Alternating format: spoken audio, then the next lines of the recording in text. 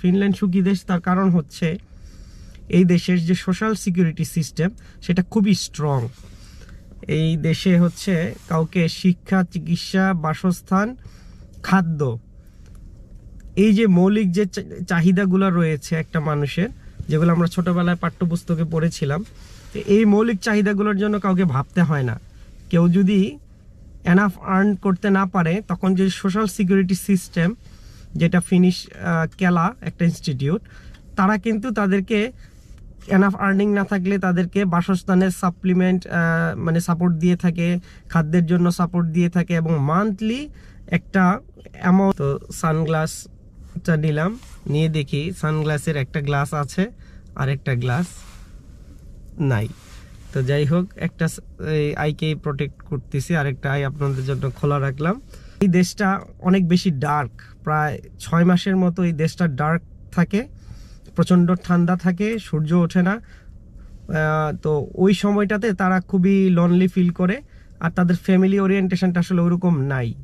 আমাদের এই ইন্ডিয়ান বা বাংলাদেশি যে ফ্যামিলি লাইফস্টাইল বা অন্য ইউরোপিয়ান যারা আছে, যেমন স্পেন বা পর্তুগাল, ইটালি, ফ্রান্স, ওই কান্ট্রিগুলোর মতো ফিনিশরা অতটা ফ্যামিলি ওরিয়েন্টেড না। তো এই জন্য তাদের ভিতর প্রচণ্ড ফ্রাস্ট্রেশন কাজ করে, লনলিনেস কাজ করে, এই জন্য তারা মানসিকভাবে বিকারগ্রস্ত থাকে।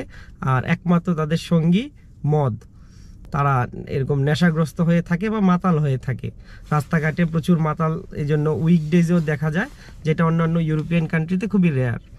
অন্যান্য ইউরোপিয়ানরা নর্মালি জাস্ট ফর অ্যারিস্টোক্রেসি তারা মদ্যপান করে। আবার অনেকে হয়তো যুক্তি দেখায় যে দেশটা ঠান্ডার দেশ, তো এই ঠান্ডার জন্য হয়তো তারা মদ খায়। এটা আসলে আমি পুরোপুরি একমত না।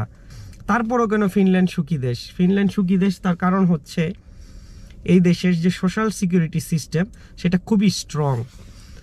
এই দেশে হচ্ছে কাউকে শিক্ষা, চিকিৎসা, বাসস্থান, খাদ্য, এই যে মৌলিক যে চাহিদাগুলো রয়েছে একটা মানুষের, যেগুলো আমরা ছোটবেলায় পাঠ্যপুস্তকে পড়েছিলাম, এই মৌলিক চাহিদাগুলোর জন্য কাউকে ভাবতে হয় না। কেউ যদি এনাফ আর্ন করতে না পারে, তখন যে সোশ্যাল সিকিউরিটি সিস্টেম, যেটা ফিনিশ কেলা একটা ইনস্টিটিউট, তারা কিন্তু তাদেরকে এনাফ আর্নিং না থাকলে তাদেরকে বাসস্থানের সাপ্লিমেন্ট মানে সাপোর্ট দিয়ে থাকে, খাদ্যের জন্য সাপোর্ট দিয়ে থাকে, এবং মান্থলি একটা অ্যামাউন্টের টাকা দিয়ে থাকে। যেমন আপনার হচ্ছে কাউকে ভাবতে হয় না যে আমি কি খাবো, আমি কোথায় থাকবো, বা আমার জব নাই, এই জিনিসটা কাউকে ভাবতে হয় না। তো এটাই হচ্ছে সুখের অন্যতম কারণ ফিনল্যান্ডে, এছাড়া আর অন্য কোনো কিছু না।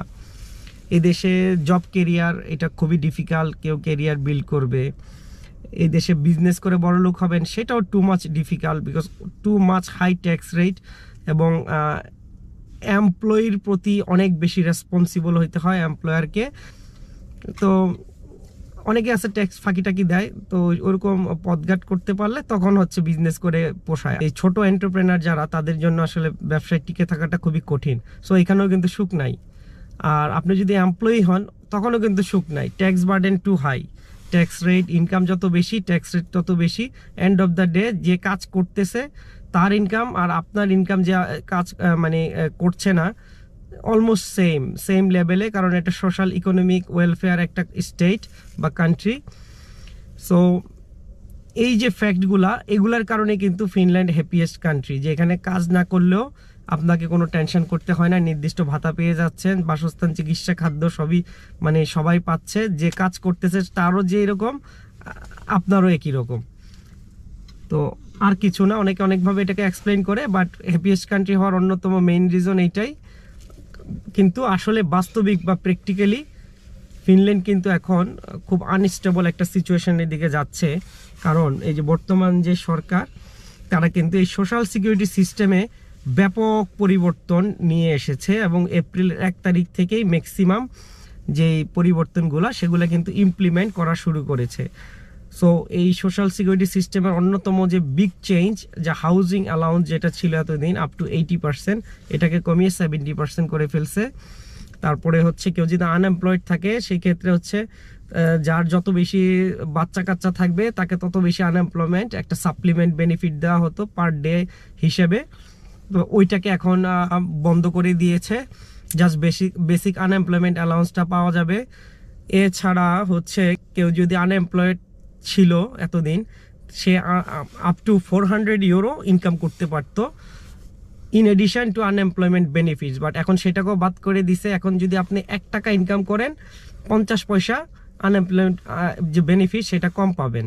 কেউ যদি এখন 400 টাকা ইনকাম করে, সে 200 টাকা আনএমপ্লয়েড যে বেনিফিট সেটা কম পাবে। তো এই যে দেখেন 3টা বিগ চেঞ্জেস কিন্তু চলে আসছে। এছাড়াও এতদিন ছিল যে কেউ যদি 6 মাস একটানা কাজ করে তারপরে সে আবার আনএমপ্লয়েড হয়ে যেতে পারতো, এটাকে 1 বছর করতেছে টাইম লিমিটটাকে।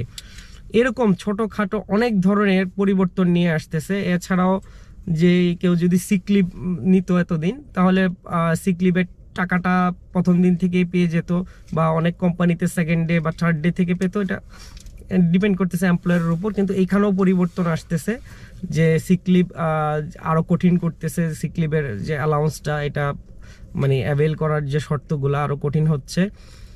এছাড়াও হচ্ছে বেকার ভাতার শর্তগুলোও কঠিন হচ্ছে। জানুয়ারি মাস থেকে গুগল করলেই পেয়ে যাবেন যে ফিনল্যান্ডের বড় বড় যে লেবার ইউনিয়নগুলো, তারা কিন্তু বিভিন্ন ডেমনস্ট্রেশনের ভিতর দিয়ে যাচ্ছে।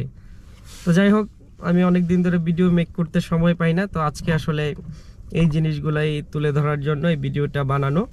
তো সবাই ভালো থাকবেন।